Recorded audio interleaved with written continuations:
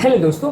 हम सब ये जानते हैं कि वेस्टर्न कंट्रीज़ के कंपैरिजन में इंडियंस में हार्ट अटैक होने का रिस्क या हार्ट के प्रॉब्लम्स होने का रिस्क कंपैरेटिवली ज़्यादा जल्दी को देखने को मिलता है।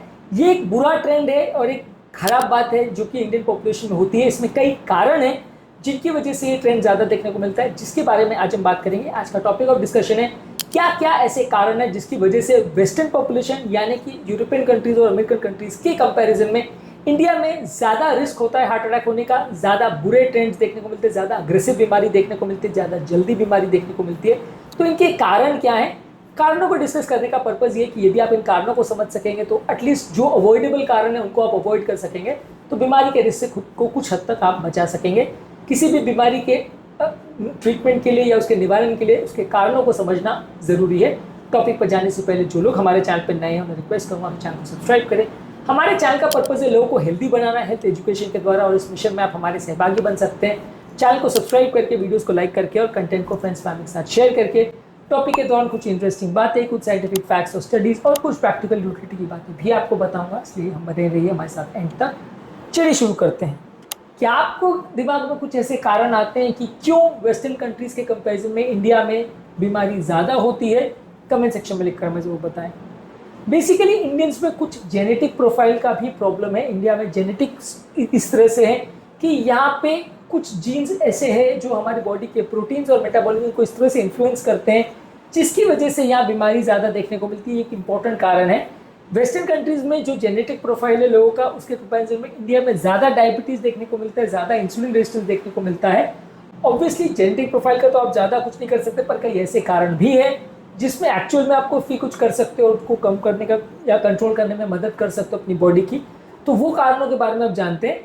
बेसिकली अगर यहाँ पे नॉर्मल बॉडी वेट भी व्यक्ति का होता है तो भी विसरल फैट यानी बॉडी के अंदर का फैट ज़्यादा होता है।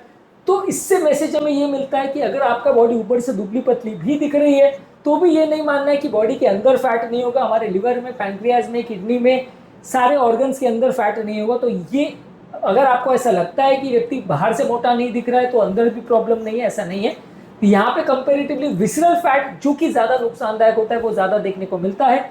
ये मैसेज हमें ये देता है कि हमें उसके लिए भी ज़्यादा सावधानी पूर्वक ध्यान रखना चाहिए, और व्यक्ति भले नॉर्मल भी दिख रहा हो बाहर से तो भी हमें सचेत रहना पड़ेगा और ज़्यादा ध्यानपूर्वक अपने बीमारी को कंट्रोल करना पड़ेगा। इसके अलावा नॉन ओबीस इंडियंस में भी कंपैरेटिवली कोलेस्ट्रॉल वैल्यूज़ और इंसुलिन रेजिस्टेंस ज़्यादा देखने को मिलता है। यानी कि यहाँ पे जेनेटिक प्रोफाइल्स या बॉडी की तासीर कुछ इस तरह से है कि लोगों का कोलेस्ट्रॉल प्रोफाइल भी ज़्यादा गड़बड़ रहता है और इंसुलिन रेजिस्टेंस भी ज़्यादा मिलता है। तो अगर आप दुबले पतले भी हो तो भी इंसुलिन रेजिस्टेंस के लिए चेकअप करना चालू कर दें और कोलेस्ट्रॉल लेवल्स को चेकअप करना चालू कर दें। और अगर उसमें कुछ गड़बड़ मिल रही है तो उसके लिए जो डाइटरी चेंजेस हैं और लाइफस्टाइल चेंजेस है, वजन कम कर रहा है, वो सारी चीज़ें फॉलो कर दें। अगर ज़रूरी हो तो दवाइयाँ भी लें। तो कहने का तात्पर्य ये है कि यदि आपकी बॉडी बाहर से हेल्दी भी दिख रही है और दुबली पतली भी दिख रही है तो भी आपको अपने बॉडी के चेकअप्स कराते रहना पड़ेगा, क्योंकि यहाँ पे बीमारी ज़्यादा जल्दी होती है और इवन नॉर्मल या दुबले पतले लोगों को भी ज़्यादा होती है। इसके अलावा इंडिया वर्ल्ड का डायबिटीज़ कैपिटल है और डायबिटीज़ वाले पेशेंट्स को हार्ट अटैक होने का रिस्क लगभग 4-5 गुना ज़्यादा रहता है। तो डायबिटीज़ ज़्यादा होने की वजह से बीमारी ज़्यादा होती है। डायबिटीज़ क्यों ज़्यादा होती है इस पर ऑलरेडी हमने डिस्कशन काफ़ी वीडियोज़ में किया, पर बेसिकली बॉडी का खाने पीने का जो तरीका है, रहन सहन का तरीका है, लाइफस्टाइल चेंजेस है, सोने के जो पैटर्न्स हैं और अपनी ज़िंदगी जीने के जो ओवरऑल इंडियन के पैटर्न्स है वो काफ़ी ज़्यादा अनहेल्दी है। इसकी वजह से इंडिया में डायबिटीज़ ज़्यादा होती है, और क्योंकि डायबिटीज़ ज़्यादा होती है इसकी वजह से हार्ट अटैक ज़्यादा होता है। डायबिटीज़ का होना कुछ हद तक हमारे जेनेटिक प्रोफाइल पर भी डिपेंड करता है। ऑब्वियसली जेनेटिक्स का हम कुछ ज़्यादा नहीं कर सकते। इसके अलावा इंसुलिन रेजिस्टेंस जब बॉडी में होता है तो बॉडी में सूजन बढ़ती है, आर्टेरियल प्लैक बिल्डअप ज़्यादा होता है, कोलेस्ट्रॉल जमा होता है नली में ज़्यादा और हार्ट अटैक होने का रिस्क ज़्यादा बढ़ता है। तो हमको इंसुलिन रेजिस्टेंस पर फोकस करना है, उसको जल्दी रिकॉग्नाइज करना है, जल्दी ट्रीट करना है, और बॉडी के होने वाले सूजन यानी इन्फ्लेमेशन पर भी फोकस करना है। अक्सर हम कोलेस्ट्रॉल पर फोकस करते हैं तो ज़रूर है, लेकिन इन्फ्लेमेशन को भूल जाते हैं, जिसकी वजह से कोलेस्ट्रॉल ट्रीटमेंट करने के बावजूद भी हार्ट अटैक्स होते रहते हैं। इसके अलावा अनहेल्दी डाइट यहाँ पर बहुत ज़्यादा है। यहाँ पर लोगों के खाने में हाई कार्बोहाइड्रेट ज़्यादा है। यहाँ पे ज़्यादातर लोग की डाइट में कई बार 70 से 80% या इनफैक्ट पूरा मील भी कार्बोहाइड्रेट का हो, ऐसा भी हो सकता है। काफ़ी लोग ऐसे हैं जो सिर्फ चावल वाली चीज़ें भी खा लेते हैं, यानी सूखे जीरे वाला राइस भी खा लेंगे, या ऐसी कोई चीज़ें खा लेंगे जिसमें सिर्फ मैदा हो और जिसमें सिर्फ राइस की बनी हुई चीज़ें हो, राइस की बनी हुई रोटी भी खा लेते हैं। तो कई प्रोडक्ट्स इसमें ऐसे जो खराब कार्बोहाइड्रेट्स बॉडी में ज़्यादा पहुंचाते हैं, मैदे की बनी हुई चीज़ें और रिफाइंड कार्बोहाइड्रेट्स और राइस वाली चीज़ें हमारे यहाँ बहुत ज़्यादा खाते हैं। स्टेपल डाइट होता है बहुत सारे लोग का, कई लोग इनफैक्ट खाने में सब्जियां बहुत कम, दाल बहुत कम और सिर्फ राइस या मैदे वाली चीज़ों पर अक्सर फोकस करते हैं, जो कि एक इम्पॉर्टेंट कारण है जिसकी वजह से इंडिया की डाइट बहुत ज़्यादा अनहेल्दी और इसकी वजह से डायबिटीज़ भी ज़्यादा होता है, इन्फ्लेमेशन भी ज़्यादा होता है और हार्ट अटैक भी ज़्यादा होता है। इसके अलावा इंडिया में प्रोसेस फूड भी बहुत ज़्यादा खाते हैं, यानी कि ज़्यादातर हमारे काफ़ी फूड प्रोडक्ट्स जो है वो नेचुरल होने के बदले प्रोसेस्ड होते हैं, यानी फैक्ट्री में बन के आए हुए या पिस के या प्रोसेस करके बनाए हुए या बेकरी में बनाए हुए, इस तरह के फूड प्रोडक्ट्स अक्सर हम ज़्यादा खाते हैं।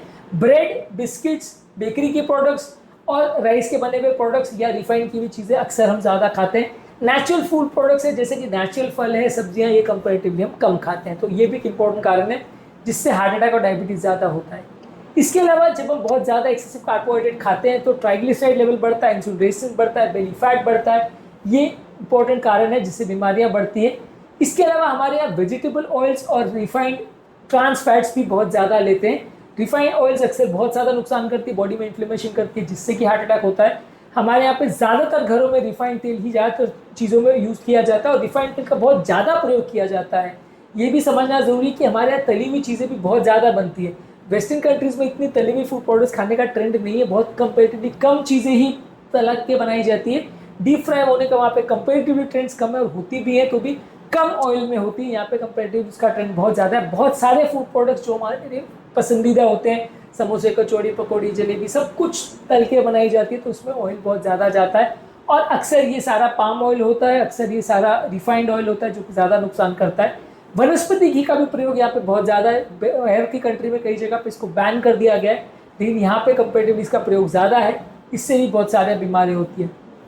इसके अलावा बॉडी का प्रोटीन इंटेक भी बहुत कम है। यहाँ पे इंडियन लोगों को ज़्यादातर डाइट की एजुकेशन नहीं होती, इसलिए लोग प्रोटीन इंटेक बहुत कम रखते हैं। प्रोटीन इंटेक कम रखते हैं तो बीमारियाँ ज़्यादा होती है। कार्ब्स ज़्यादा खाएंगे, प्रोटीन कम खाएंगे, अनहेल्दी फैट ज़्यादा खाएंगे तो बीमारियाँ ज़्यादा होंगी। इसके अलावा यहाँ पे स्ट्रेस बहुत ज़्यादा है। हर व्यक्ति के दिमाग में या ज़िंदगी में कोई ना कोई चीज़ को लेके या बहुत सारी चीज़ों को लेके मानसिक तनाव होता है, जिसकी वजह से लोगों की ओवरऑल लाइफस्टाइल कॉम्प्रोमाइज़ होती है, उनकी नींद कॉम्प्रोमाइज़ होती है। जब नींद कॉम्प्रोमाइज़ होती है तो बॉडी में डायबिटीज़ का इंसिडेंट बढ़ता है, मोटापे का इंसिडेंट बढ़ता है और अलग अलग तरह की बीमारियाँ बढ़ती हैं। इसके अलावा यहाँ पे लोगों का सिटी लाइफ बहुत ज़्यादा है, डेस्कटॉप जॉब ज़्यादा करते हैं, क्लरिकल जॉब ज़्यादा करते हैं, इसलिए एक्सरसाइज करने के लिए टाइम नहीं मिलता है। एक्सरसाइज करने की आदत यहाँ पे बहुत कम है। वेस्टर्न कंट्रीज़ में बहुत सारे ऐसे लोग हैं जो बाय डिफ़ॉल्ट अपने जॉब से पहले या कोई भी काम करने के बाद आने के बाद एक्सरसाइज का वो टाइम निकालते हैं, अलग से 1 आध घंटा उसके लिए देते हैं। हमारे यहाँ पे आप पेशेंट्स को बोलोगे भी तो भी वो उतना टाइम नहीं निकालना चाहते हैं। लोगों को ऐसा लगता है ये बेकार का टाइम है, ये टाइम वेस्ट है। जबकि फॉरेन कंट्रीज़ में ये ट्रेंड काफ़ी ज़्यादा है, वहाँ पे जिम जाने का भी ट्रेंड ज़्यादा है और जिम नहीं भी जाओ तो घर पे या घर के आसपास कोई भी तरह की लोग एक्सरसाइज करते हैं। यहाँ पे वो ट्रेंड्स बहुत कम लोगों में, इवन हार्ट पेशेंट्स में भी कम देखने को मिलता है। उनको समझाना पड़ता है फिर भी कम रहता है ट्रेंड। इसके अलावा हमारे यहाँ पे डाइट जो है वो ओमेगा 3 फैटी एसिड्स में भी कंपैरेटिवली लो है। यहाँ पे फिश का कंजम्पशन काफ़ी कम है, सिवाय कोस्टल एरिया के ज़्यादातर लोग फिश बहुत कम खाते हैं। फिश कम खाने की वजह से ओमेगा 3 फैटी एसिड्स कम रहता है, जिससे कि बॉडी का इन्फ्लेमेशन बढ़ता है और हार्ट अटैक का लगने का रिस्क ज़्यादा होता है। जो कोस्टल एरियाज है जैसे कोस्टल कंट्रीज है, जापान वगैरह, वहाँ पे फिश वगैरह ज़्यादा खाते हैं, डेली खाते हैं, इसकी वजह से वहाँ पे हार्ट अटैक का रिस्क कंपैरेटिवली थोड़ा कम रहता है। इसके अलावा यहाँ पे विटामिन डी डेफिशिएंसी भी काफ़ी कॉमन है। इंडिया में ज़्यादातर लोग वेजिटेरियन डाइट बहुत सारे लोग खाते हैं, इसकी वजह से विटामिन B12 और डी की डेफिशिएंसी भी ज़्यादा होती है। ये भी एक इंपॉर्टेंट कारण है जिसकी वजह से कुछ ब्लॉकेजेस का और बॉडी में इन्फ्लेमेशन का प्रॉब्लम ज़्यादा होता है। इसके अलावा इसेंशियल न्यूट्रिएंट्स जैसे मैग्नीशियम, पोटाशियम, ये सारी चीज़ों की भी अक्सर यहाँ पे कमी देखी जाती है। मैग्नीशियम का इंटेक भी यहाँ पे कंपैरेटिवली कम है।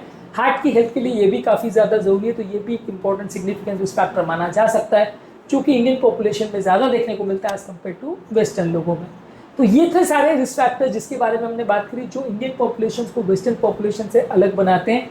यहाँ पे हार्ट अटैक वेस्टर्न पॉपुलेशन से 10 से 15 साल पहले देखने को मिलता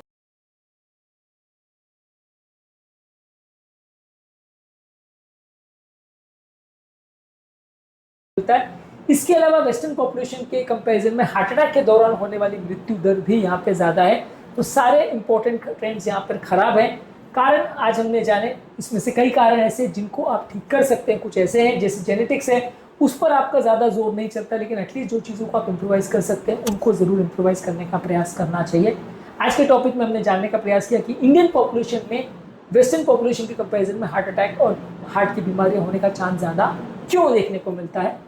इनमें से जो रिस्क फैक्टर्स आपको ज़्यादा रिलेवेंट लगते हैं या आपके फैमिली मेंबर्स में देखने को आपको मिलते हैं, वो कमेंट सेक्शन में लिखकर हमें बताएं। उम्मीद करूंगा कि आज के टॉपिक में कुछ नई बातें जानने को मिली होगी। जो लोग हमारे चैनल पर नए हैं उन्हें रिक्वेस्ट करूंगा कि चैनल को सब्सक्राइब करें। हमारे चैनल का पर्पज है लोगों को हेल्दी बनाना, हेल्थ एजुकेशन के दौरान, और इस मिशन में आप हमारे सहभागी बन सकते हैं चैनल को सब्सक्राइब करके, कंटेंट को फ्रेंड्स फैमिली के साथ शेयर करके। आपके कमेंट्स का हमें इंतजार रहेगा। आपके कमेंट्स हमें जानने में मदद करते हैं कि हमारा कंटेंट अच्छा है या बुरा है और हम कहाँ इंप्रोवाइज कर सकते हैं, प्लस हमें मोटिवेट भी करते हैं। इसलिए आपके कमेंट जरूर लिखते रहिएगा। आपकी अपनी प्रॉब्लम्स भी आप हमें बता सकते हो, जिसे भी हम सॉल्व करने का प्रयास करेंगे। इसलिए कीप कमेंटिंग।